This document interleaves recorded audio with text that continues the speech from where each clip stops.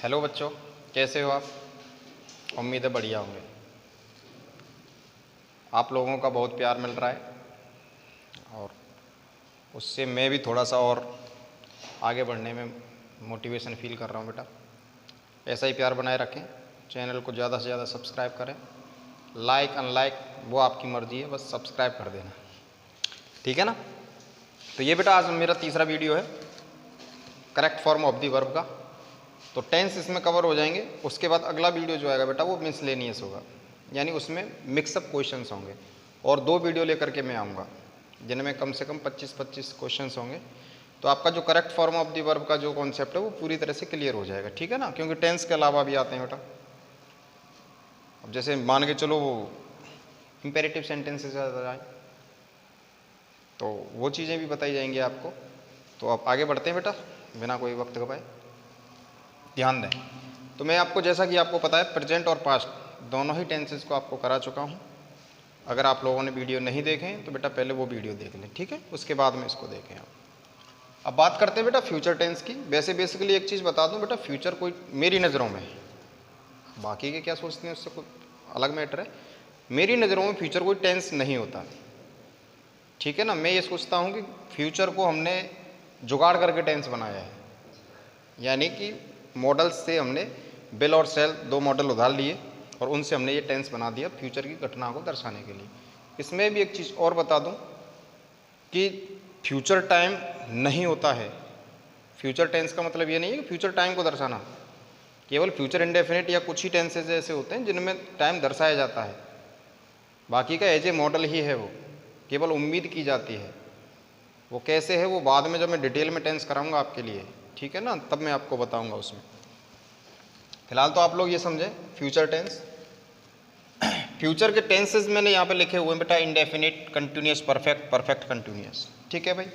अगर मैं कीवर्ड्स की बात करता हूँ तो फ्यूचर इंडेफिनिट टेंस की कीवर्ड्स होते हैं बेटा टुमारो, या फिर नेक्स्ट के बाद में बेटा टाइम दिया जाएगा किसी भी सेंटेंसेस में। नेक्स्ट के बाद टाइम कैसे होगा, जैसे next Monday, next Sunday, next month, next year, कुछ भी हो सकता है। यानी नेक्स्ट प्लस टाइम अगर दिया हुआ है तो आपको फ्यूचर इंडेफिनिट टेंस का यूज़ करना है।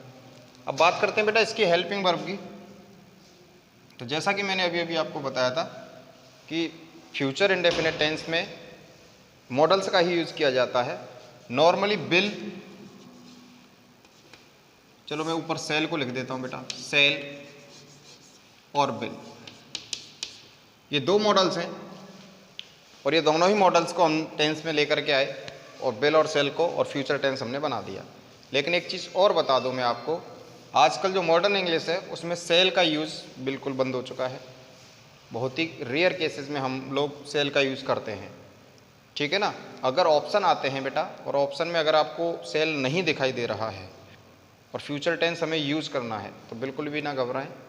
आप कहीं ये सोचने लग जाएं क्योंकि भाई सेल का यूज़ हम नॉर्मली आई और वी के साथ करते हैं, बाकी के सभी के साथ यानी रेस्ट जो बचते हैं हमारे, उन सब के साथ में हम बिल का यूज़ करते हैं, नॉर्मल सी बात है। लेकिन अगर मान के चलो आपको जो ऑप्शन दिया हुआ है उसमें आई और बी सब्जेक्ट तो है, लेकिन जो ऑप्शन दिए हैं क्वेश्चन में उसमें सेल नहीं है, तो आप टेंशन ना लें।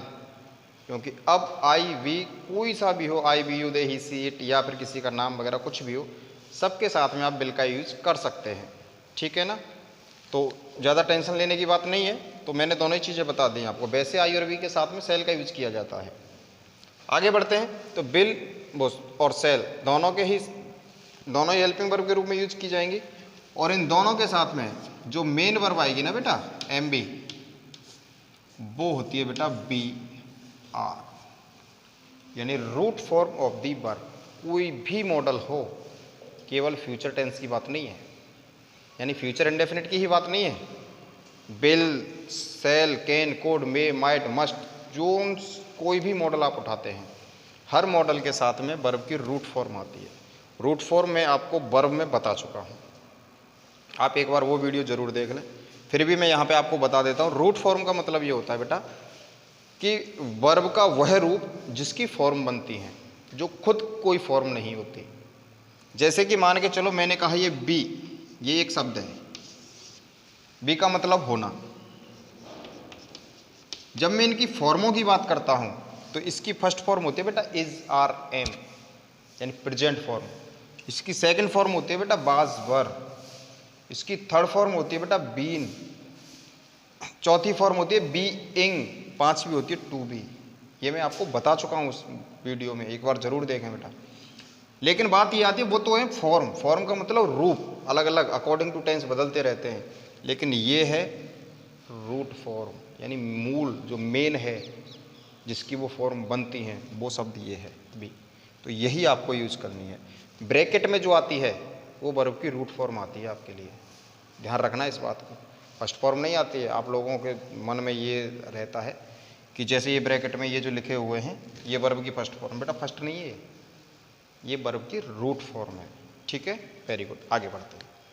तो बिल और सेल के साथ वर्ब की रूट फॉर्म आएगी बेटा। अब एक चीज और समझे, आगे बढ़ते हैं पहले। अब ये है कंटिन्यूस टेंस, फ्यूचर का कंटिन्यूस। इसके कोई कीवर्ड्स नहीं होते मुख्य रूप से कि विशेष रूप से दे दिए जाएं। जैसे ये तो है फिक्स है भाई ये, लेकिन इसके नहीं है। इसके क्या है, इसके तो वो जुगाड़ू ही चलते हैं। तो वो जब इसकी एक्सरसाइज कहीं पे आएगी तब मैं आपको वहाँ पे बताऊंगा उनको, ठीक है ना। इसके लिए कोई खास शब्द नहीं है। एट दिस टाइम भी हम यूज कर सकते हैं, लेकिन वो डिपेंड करेगा सेंटेंस के ऊपर। तो वो अकॉर्डिंग टू सेंटेंस हम आगे बढ़ेंगे तब देखेंगे। बात करते हैं बेटा परफेक्ट की, फ्यूचर परफेक्ट। इसमें क्या होगा, या तो बाई प्लस टाइम दिया जाएगा या फिर बिफोर प्लस टाइम दिया जाएगा। यानी by Sunday, by Monday, by next month, by next Sunday, कुछ भी आ सकता है। यानी बाई के बाद में टाइम आएगा। अगर बिफोर के बाद टाइम आता है, बिफोर का मतलब ये होता है कि भाई मैं तब तक वहाँ पहुँच जाऊँगा, या उससे पहले मैं वहाँ पहुँच जाऊँगा, सोमवार से पहले मैं पहुँच जाऊँगा, ऐसे करके जो आते हैं। तो बिफोर प्लस टाइम अगर आ रहा है तो भी आपको क्या मानना है, future perfect tense. Future perfect का मतलब विल हैव और सेल हैव। क्या होगा भाई, विल या सेल प्लस हैव और प्लस परफेक्ट। तो बेटा कोई सा भी हो, ध्यान रखना, कोई सा भी परफेक्ट हो मेन वर्ब की थर्ड फॉर्म आती है। और कोई सा भी कंटिन्यूअस हो हमेशा आईएनजी फॉर्म आती है, वर्ब की चौथी फॉर्म। इस बात को हमेशा ध्यान रखना। अगर मैं बात करूं यहाँ पे तो ये बिल और सेल, कंटिन्यूअस की बात अगर मैं करता हूं तो इसमें आ जाएगा बेटा बी प्लस आईएनजी, यानी B4। आई बात समझ में? मैं हेल्पिंग वर्ब की और उसकी बात कर रहा हूं। मैं बी लग जाएगा यहाँ पे हैव लग जाएगा। क्यों लगा, ये भी सस्पेंस है, ये मैं इसमें नहीं कराना चाहता आपको, ठीक है ना। ये जब टेंस डिटेल में कराऊंगा ना मैं, तब होगा बेटा। ये तो हम correct form of the verb कर रहे हैं। अभी आपको ज़्यादा चीज़ उस पचड़े में नहीं पढ़ना है, क्योंकि इसके भी बड़े गजब के कॉन्सेप्ट हैं। कोई भी परफेक्ट, इतनी हिंट दे देता हूँ, कोई भी कंटिन्यूअस टेंस बी के बिना नहीं बन सकता। बी आएगा ही आएगा किसी न किसी रूप में, चाहे वो इजारम बन के आए, चाहे वाजबर बन के आए, या खुद आए। कोई भी परफेक्ट बिना हैव के नहीं बन सकता। ये किसी न किसी रूप में जरूर आएगा, चाहे हैज, हैव, हैड, तीनों में से कोई ना कोई जरूर मिलेगा आपको। कोई भी कंटिन्यूअस टेंस बिना आईएनजी फॉर्म के नहीं आता, उसमें आईएनजी फॉर्म ही आएगी। और कोई भी परफेक्ट टेंस बिना वर्ब की थर्ड फॉर्म के नहीं आता। तो ये जोड़ा चलता है बी प्लस आईएनजी का और हैव प्लस B3 का, ध्यान रखना है इस बात को। अब बात करें अगर बेटा परफेक्ट कंटिन्यूअस टेंस की, तो इसमें क्या बेटा सिंस का यूज नहीं होता। सिंस के स्थान पर फ्रॉम का यूज होता है। किसके स्थान पे होता है बेटा, सिंस के पे, ध्यान रखना इस बात को। तो सिंस नहीं आएगी, बल्कि फ्रॉम प्लस टाइम आएगा या फिर फोर प्लस टाइम आएगा। परफेक्ट कंटिन्यूअस है तो हैज बीन या फिर have been. Have plus been ये सभी परफेक्ट कंटिन्यूअस टेंस में आता है। ये इनका भी बड़ा इंटरेस्टिंग लॉजिक है, लेकिन वो लॉजिक मैं आपको टेंस कराते टाइम कराऊंगा बेटा, आज नहीं तो वीडियो बहुत लंबा हो जाएगा। तो ये तीनों चारों चीज़ें मैंने आपको बता दी बेटा। विल हैव बीन और शैल हैव बीन इसके हैं, वहाँ पे जगह नहीं है इसलिए मैं नहीं लिख पा रहा हूँ। चलो जब इसकी ज़रूरत नहीं है तो इसको हटा देते हैं कंटिन्यूअस को, ठीक है भाई। ये परफेक्ट कंटिन्यूअस है भाई, ध्यान रखना इस बात को। PC तो ये हो जाएगा हैव बीन।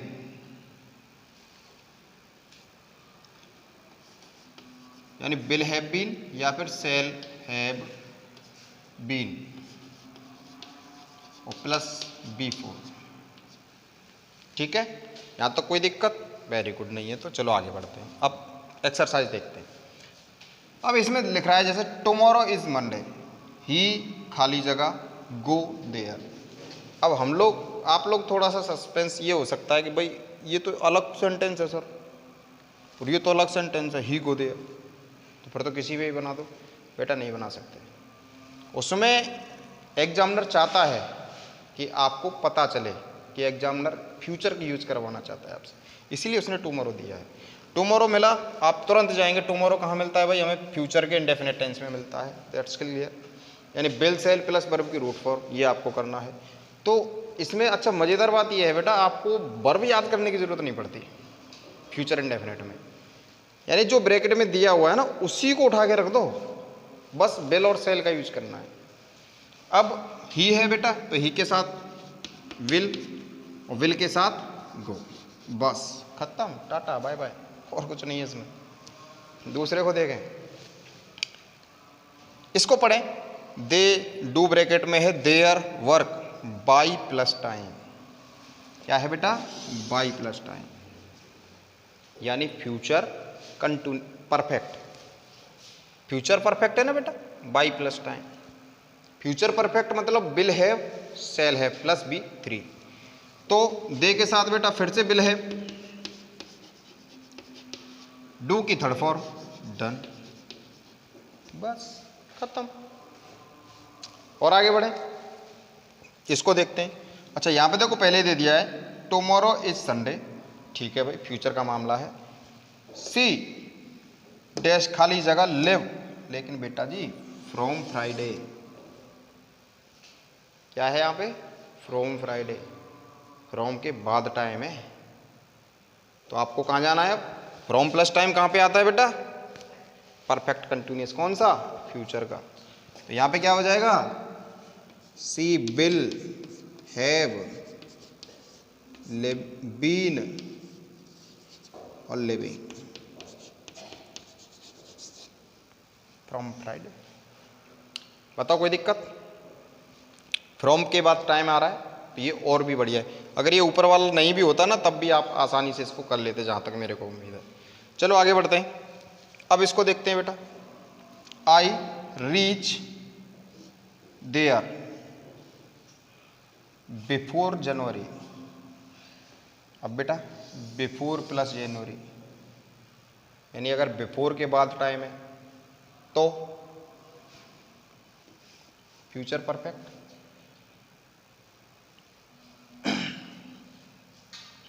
चलो इस स्पेलिंग को देखें जरा, JANUARY, ठीक है ना, कोई दिक्कत नहीं, ये तो चलती रहती है। अब बेटा फ्यूचर परफेक्ट का यूज करना है आपको।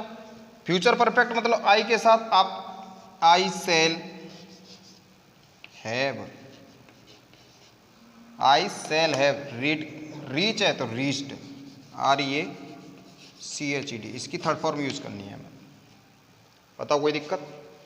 क्लियर है भाई सब कुछ? आगे बढ़े बेटा, वेरी गुड। अब इसको देखें, वी के साथ फिर से आप लोग सेल का यूज करेंगे, ये तो कन्फर्म है ही। अब सेल के बाद बी लगाना है, हैव लगाना है, विल हैव बीन लगाना है, क्या लगाना है वो पीछे की चीज़ है। फिलहाल इतना तो निपटा ही सकते हैं ना मामले को, क्योंकि फ्यूचर है ये तो आपको भी पता है। लास्ट में गए टुमारो, यानी फ्यूचर इंडेफिनिट, कोई दिक्कत ही नहीं है इसमें तो पूछने वाली। अब क्या करना है?